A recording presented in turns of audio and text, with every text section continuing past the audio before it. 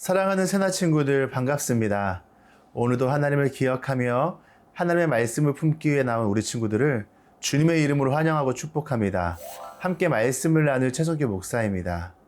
어떤 분야에서 실력이 뛰어난 사람을 가리켜 우리는 그들을 달인이라고 부릅니다. 놀라운 건 작은 거짓말도 점점 하다 보면 거짓의 달인이 되기도 하는데요. 오늘 본문은 거짓의 달인이 된 이스라엘을 책망하는 하나님의 마음이 담겨 있습니다. 어떤 내용인지 말씀을 통해 함께 살펴보고 싶은데요. 오늘의 주제는 거짓의 달인입니다. 오늘의 말씀은 호세아 11장 12절에서 12장 14절입니다. 에브라임이 거짓말로 이스라엘 족속이 속임수로 내 주위를 둘러쌌다. 그러나 아직도 유다는 하나님께 신실하시고 거룩하신 분께 반항하고 있다.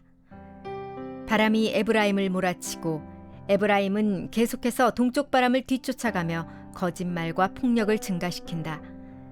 그들이 아시리아와 조약을 맺고 이집트에는 기름을 보낸다. 여호와께서 유다와 시비를 따질 일이 있다. 그분이 야곱의 행동에 따라서 그를 처벌하시고 그의 행위에 따라서 그에게 되갚아 주실 것이다. 야곱이 어머니 뱃속에서 자기 형의 발 뒤꿈치를 붙잡았고 어른이 돼서는 하나님과 씨름했다. 그가 천사와 씨름해 천사를 압도하고서 울면서 천사에게 은총을 구했다. 그가 하나님을 베델에서 만났고 그곳에서 그분과 이야기했다. 그분은 만군의 하나님 여호와다. 여호와는 그분의 잘 알려진 이름이다. 그러므로 너는 내 하나님께로 돌아가야 한다.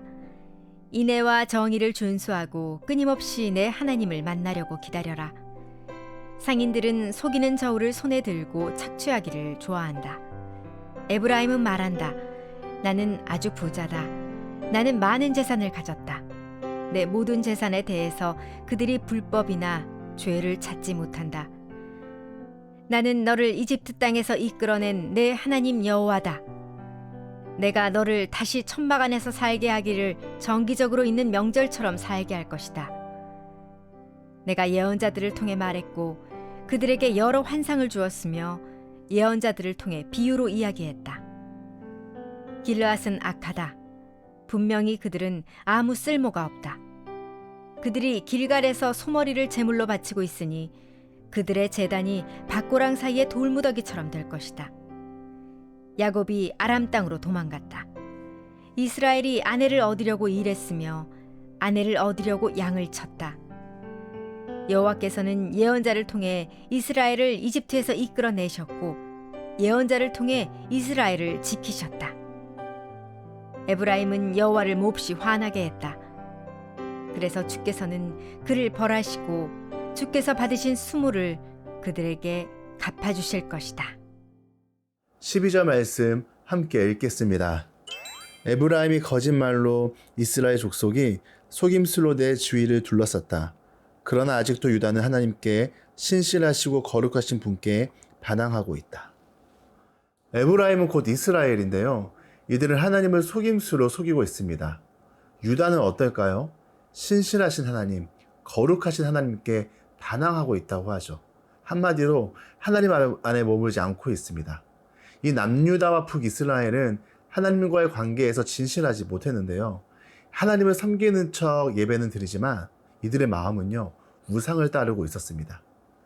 이스라엘은 살아남기 위해 주변 나라와의 관계에서도 속임수를 사용하는데요.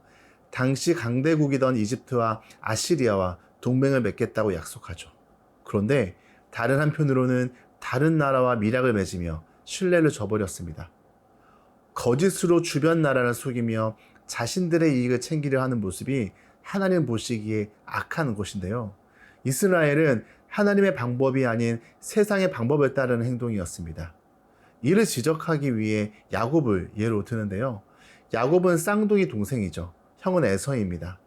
장자의 축복을 가로채기 위해 형과 아버지를 속이던 야곱의 모습과 거짓을 일삼고 속임수를 쓰던 이스라엘이 닮아 있습니다. 야곱은 하나님을 떠나 자신의 힘과 지식으로 모든 것을 해결하려 했는데요.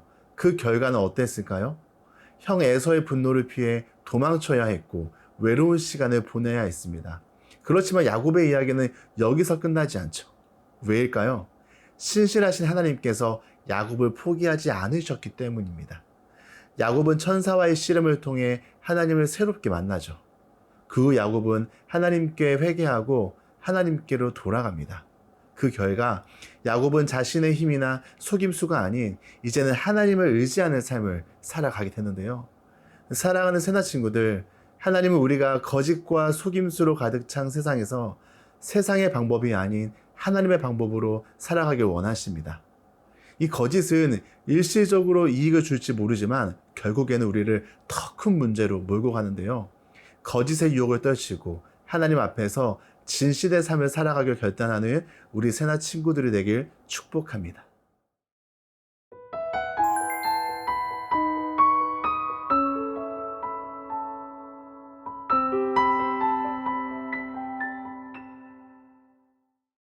칠 절 말씀 함께 읽겠습니다. 상인들은 속이는 저울을 손에 들고 착취하기를 좋아한다. 상인들이 거짓 저울을 가지고 무게를 속여 잘못된 이익을 얻죠. 이스라엘은 자신들의 죄를 인정하지 않고 오히려 자신들의 행위를 정당화하고 있는데요. 나는 부자다. 많은 재산을 가졌다. 내가 재산을 얻기 위해 수고한 모든 것 중에 불법이나 죄라고 할 만한 것은 없다 라고 말하면서 이 자신들의 행동에 문제가 없다라고 주장합니다. 그런데 우리 안에서도 이런 비슷한 모습이 있지 않나요? 이 정도는 괜찮아. 남들도 다 이렇게 하잖아. 어쩔 수 없었잖아. 이렇게 정당화하고 있지는 않은지요. 그런데 말씀은 우리에게 명확하게 알려줍니다. 하나님 앞에서 우리의 모든 행동은 드러난다는 것을요. 사랑하는 새나 친구들, 우리도 때로는 이스라엘 백성들처럼 우리의 잘못을 인정하지 않고 정당화시킬 때가 있습니다.